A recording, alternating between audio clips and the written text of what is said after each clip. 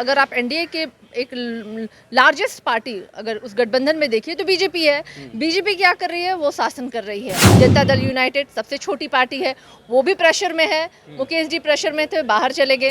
अब अगर जीतन राम मांझी जी ने ये डिमांड किया है कि कोऑर्डिनेशन कमेटी की गठन होनी चाहिए, वैसे जीतन राम मांझी जी जिस भी दल में रहते हैं वो कोऑर्डिनेशन कमेटी की गठन की डिमांड करते हैं और पूरी नहीं होने पे बहुत जल्दी दल भी छोड़ देते हैं। जिस तरीके से मुकेश सहनी जी बड़े बेआबरू होकर के पार्टी से निकाले गए, क्योंकि वो बार बार कह रहे थे, उन पे बहुत दबाव था बीजेपी के मंत्रियों का, विधायकों का। मांझी जी प्रेशर में है, अब ना जाने ये लोग क्या क्या करेंगे। नमस्कार, आप देख रहे हैं लाइव सिटीज और आपके साथ मैं हूं वसीम खान। एनडीए अब पहले तरह नहीं रह गया है। एनडीए में बहुत कुछ बदल चुका है। यह सवाल जेडीयू के प्रदेश अध्यक्ष उमेश कुशवाहा ही उठा रहे हैं और अब तो जीतन राम मांझी की पार्टी कहते नजर आ रही है कि कोऑर्डिनेशन कमेटी के टीम का गठन होना चाहिए, तभी 2024 और 25 के आम चुनाव में जीत दर्ज किया जा सकता है। देखिए, इस वक्त हमारे साथ बातचीत करने के लिए राजद नेत्री सारिका पासवान जी हैं।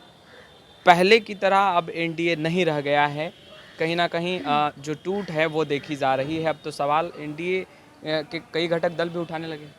देखिए, डे 1 से एनडीए में कुछ भी सही नहीं है, ये लगातार हम बोल रहे हैं। कोई कोऑर्डिनेशन चीज़ है ही नहीं उसमें।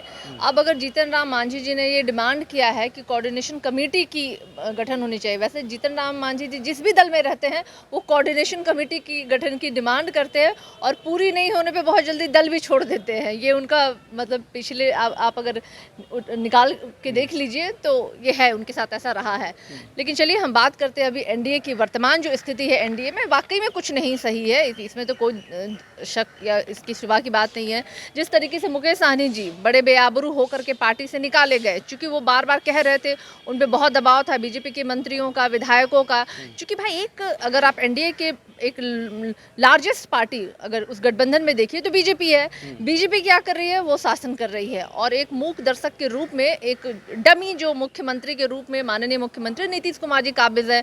मुझे तो लगता है कि मुकेश सहनी ने विद्रोह करके बाहर तो चले गए, लेकिन अभी एनडीए के घटक दल जो हैं जेडीयू, उनके चाहे कुशवाहा जी हो चाहे मुख्यमंत्री नीतीश कुमार जी, उनमें उतनी हिम्मत नहीं है कि वो बीजेपी के प्रेशर के खिलाफ जाकर के विद्रोह करने की स्थिति में वो नहीं है। क्योंकि वो जानते हैं 56 घोटाले, 60 घोटाले और ना जाने के सीबीआई, ईडी, आईडी, बहुत सारी चीज़ें हैं जिसका दबाव हो सकता है कि ये लोग झेल रहे हैं, तो सिर्फ बातें कर रहे हैं। लेकिन वाकई में इस सच्ची बात है कि एनडीए में बीजेपी जो है वो अंडर प्रेशर पॉलिटिक्स करती है और वो अपने जो छोटे दल, जिसमें कि सबसे बड़ी छोटी दल मैं तो यही मानूंगी बिहार की तीसरे नंबर की पार्टी है जनता दल यूनाइटेड, सबसे छोटी पार्टी है, वो भी प्रेशर में है। मुकेश जी प्रेशर में थे, बाहर चले गए।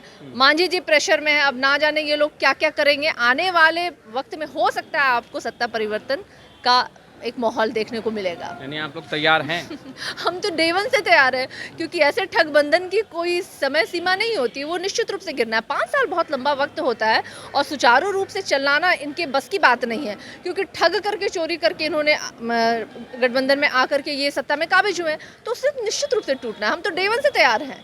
हम तो 365 दिन की तैयारी में हैं कि ये वहाँ से हटना है इनको और हमें वापस से जो, क्योंकि बिहार की जनता ने राष्ट्रीय जनता दल को ही मैंडेट दिया था, इन्होंने चोरी और डकैती करके काबिज हुए हैं। मुख्यमंत्री नीतीश कुमार के दिल्ली जाने की चर्चाएं जो हैं वो तेज हो चुकी हैं। सारिका बात मैंने बोला ना कि प्रेशर पॉलिटिक्स, मतलब अगर ये नहीं करेंगे तो क्या करेंगे वो। बीजेपी जान रही है कि नीतीश जी को कहाँ रखना है और बिहार में कैसे सत्ता पे काबिज होना है। भाई 75 वाले, मतलब 43 वाले को मुख्यमंत्री बना दिया, ये कहीं से पचने वाली बात है बीजेपी के लिए।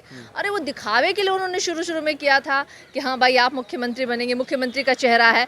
लेकिन कहते हैं ना, बलि का बकरा उन्होंने मुख्यमंत्री नीतीश कुमार जी को बनाने के लिए उन्होंने आगे किया था और अब उन्होंने बना दिया और उसी क्रम में वो उनको भेजेंगे दिल्ली और वो चाहेंगे बिहार में काबिज होना, जो कि बिहार की जनता उनको होने नहीं देगी।